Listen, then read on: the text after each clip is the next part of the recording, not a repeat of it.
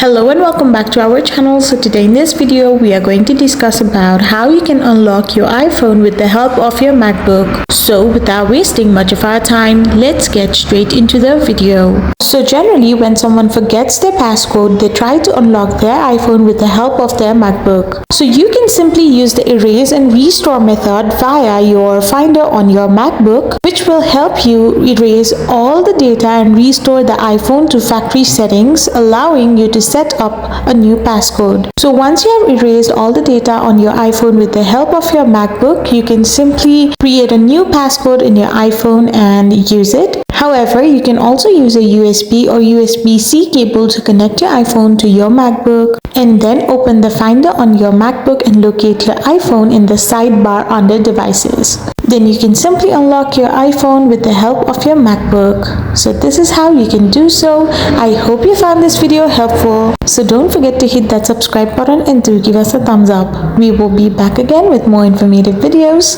Thank you for watching.